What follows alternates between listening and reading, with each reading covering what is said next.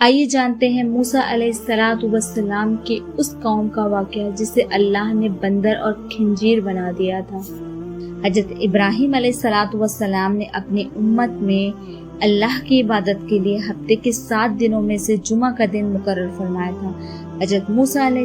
السلام کو زمانے میں یہودی بنی اسرائیل نے اپنی روایتی ٹیڑھ کی بنیاد پر حضرت موسیٰ علیہ السلام سے یہ اصرار کیا کہ ان کے لیے ہفتے یعنی سنیچر کا دن عبادت و برکت کا دن مقرر کر دیا جائے۔ حضرت موسیٰ علیہ السلام نے پہلے تو ان کو ہدایت فرمائی کہ وہ اپنی غلط ڈھٹائی سے باز آ جائیں اور حضرت ابراہیمی ملت کے اس امتیاز کو جو اللہ کے نزدیک پسندیدہ اور مقبول ہے ہاتھ سے برباد نہ ہونے دے۔ لیکن جب ان کا اصرار حد سے آگے نکل گیا تو اللہ کی وحی نے موسیٰ علیہ السلام کو یہ اطلاع دی کہ اللہ تعالیٰ نے ان کی بیجا جد کے نتیجے میں جمعہ کی سعادت و برکت کو ان سے واپس لے لیا اور ان کی مانگ کو منظور کرتے ہوئے ان کے لیے ہفتہ یعنی سنیچر کو جمعہ کا قائم مقام بنا دیا۔ اس لیے آپ ان کو بتا دیں کہ وہ اپنے اس مانگے ہوئے دن کی عظمت کا ادب و احترام کرے اور اس کی حرمت قائم رکھے۔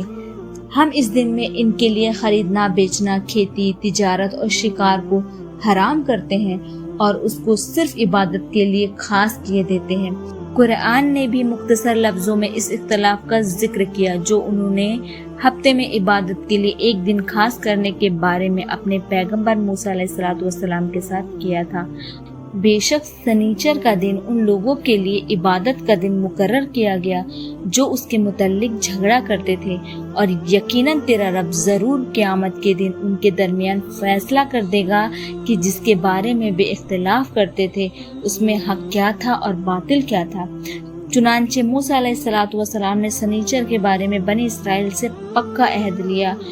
اور ہم نے ان بنی اسرائیل سے کہا کہ سنیچر کے بارے میں حد سے نہ گزرنا اور خلاف ورزی نہ کرنا، اور ہم نے ان سے ان کے بارے میں بہت سخت قسم کا وعدہ لیا۔ حضرت موسیٰ علیہ السلام کے مبارک عہد سے ایک لمبے عرصے تک کے بعد بنی اسرائیل کی ایک جماعت لال ساگر کے کنارے آباد ہو گئی تھی۔ مچھلی ان کا قدرتی شکار تھا اور محبوب مشغلہ بنی۔ وہ اس کے خریدنے بیچنے کا کاروبار کرتے تھے۔ یہ لوگ ہفتے کے 6 دن مچھلی کا شکار کھیلتے اور سنیچر کا دن اللہ کی عبادت میں لگاتے۔ اس لیے قدرتی طور پر مچھلیاں 6 دن جان بچانے کے لیے پانی کی تہ میں چھپی رہتی اور سنیچر کے دن پانی کی سطح پر تیرتی نظر آتی تھی۔ ساتھ ہی اللہ تعالیٰ نے اس طریقے سے ان کو آزمایا اور ان کی ایمانی قوت کا امتحان لیا، یہاں تک کہ سنیچر کے علاوہ ہفتے کے باقی دنوں میں مچھلیوں کا حاصل ہونا بہت ہی مشکل ہو گیا، اور 6 دن یہ کیفیت رہنے لگی کہ گویا لال ساگر میں مچھلی کا نام و نشان باقی نہ رہا، مگر سنیچر کے دن وہ اس بڑی تعداد میں پانی پر تیرتی نظر آتی کہ جال اور کانٹوں کے بغیر ہاتھوں سے آسانی سے پکڑ میں آ سکتی تھی۔ کچھ دنوں تک تو یہودی اس حالت کو صبر کرتے ہوئے دیکھتے رہے، آخر نہ رہ سکے اور ان میں سے کچھ نے تو خفیہ طریقے سے ایسے ہیلے ایجاد کر لیے کہ جس سے یہ بھی ظاہر نہ ہو سکے کہ وہ سنیچر کے حکموں کی خلاف ورزی کر رہے ہیں، اور سبت یعنی سنیچر کے دن مچھلیوں کی کثرت سے آنے سے بھی فائدہ اٹھا لے۔ چنانچہ کچھ تو یہ کرتے کہ جمعہ کی شام کو ہی لال ساگر کے قریب گڑھے کھود لیتے اور ندی سے ان گڑھوں تک نہر کی طرح ایک گول نہر نکال لیتے، اور جب سنیچر کے دن پانی کی سطح پر مچھلیاں تیرنے لگتی تو وہ دریا کے پانی کو کھول دیتے تاکہ پانی گڑھوں میں چلے جائے، اور اس طرح مچھلیاں بھی پانی کے بہاؤ میں ان میں چلی جائے، اور سب دن سنیچر کا دن گزر جائے تو اتوار کی صبح کو ان مچھلیوں کو گڑھے سے نکال کر کام میں لاتے، اور کچھ یہ کرتے کہ جمعہ کے دن ندی میں جال اور کانٹے لگا آتے تاکہ سنیچر کے دن اس میں مچھلیاں دھس جائیں، اور اتوار کی صبح کو ان جالوں اور کانٹوں میں گرفتار مچھلیوں کو پکڑ لاتے، اور یہ سب اپنی ان چالوں پر بے حد خوش نظر آتے تھے۔ چنانچہ جب ان کے علماء حق اور امت کے مخلص لوگوں نے ان کو اس حرکت سے روکا تو انہوں نے اعتراض کرنے والوں کو یہ جواب دیا،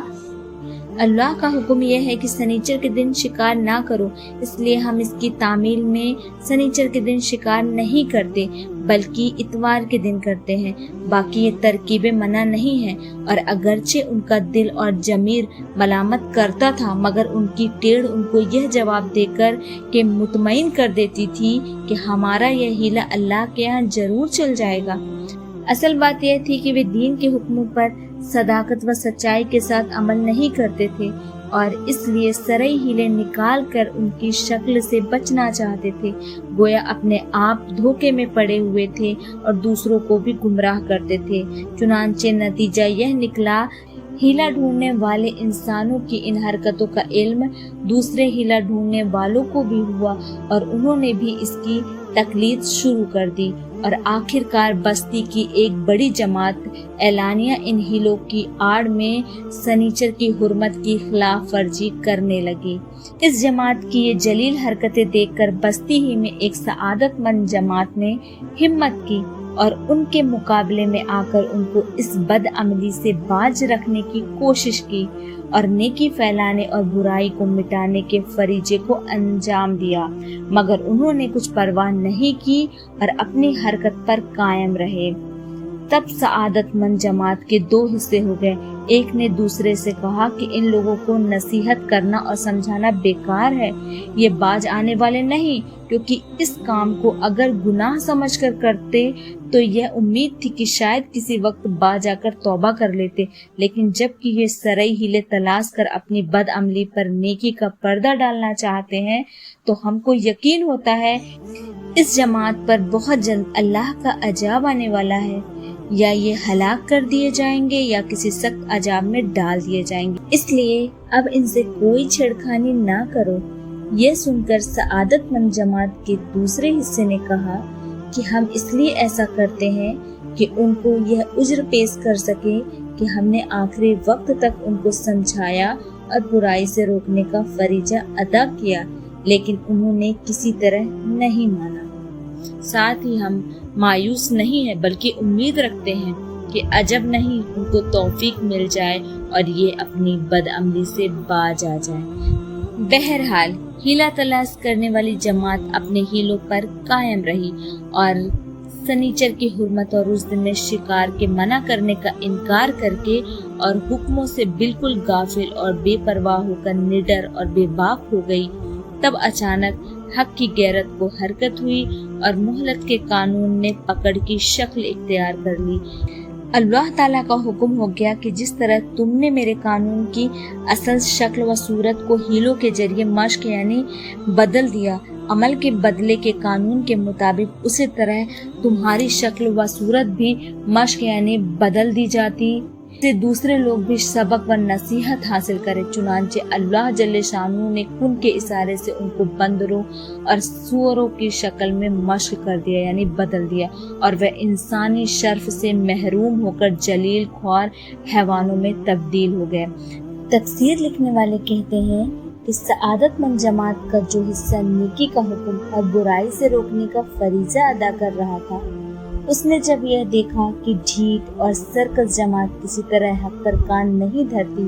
تو مجبور ہو کر اس نے ان کی مدد کرنا چھوڑ دیا اور کھانا پینا اور لین دین گرج ہر قسم کا میل جول ختم کر دیا، یہاں تک کہ اپنے مکانوں کے دروازے تک کو ان پر بند کر دیا تاکہ کسی قسم کا تعلق باقی نہ رہے۔ چنانچہ جس دن بد کرداروں پر اللہ کا عذاب نازل ہوا تو ان کے معاملے کی اس جماعت کو گھنٹوں خبر نہ ہوئی، لیکن جب کافی وقت گزر گیا اور اس طرف سے کسی انسان کی نقل و حرکت محسوس نہ ہوئی تب ان کو خیال ہوا کہ معاملہ گڑبڑ ہے، اس لیے وہاں جا کر دیکھا تو صورتحال اس درجہ عجیب تھی کہ جسے وہ سوچ بھی نہیں سکتے تھے، یعنی وہاں انسانوں کی جگہ بندر اور خنزیر تھے جو اپنے ان رشتہ داروں کو دیکھ کر قدموں میں لوٹتے اور اپنی اس خراب حالت کو اشاروں سے ظاہر کرتے تھے۔ سعادت مند جماعت نے حسرت کے ساتھ ان سے کہا کہ کیا ہم تم کو بار بار اس خوفناک عذاب سے نہیں ڈراتے تھے؟ انہوں نے یہ سنا تو حیوانوں کی طرح سر ہلا کر اقرار کیا اور آنکھوں سے آنسو بہتے ہوئے اپنی ذلت و رسوائی کا دردناک نظارہ پیش کیا۔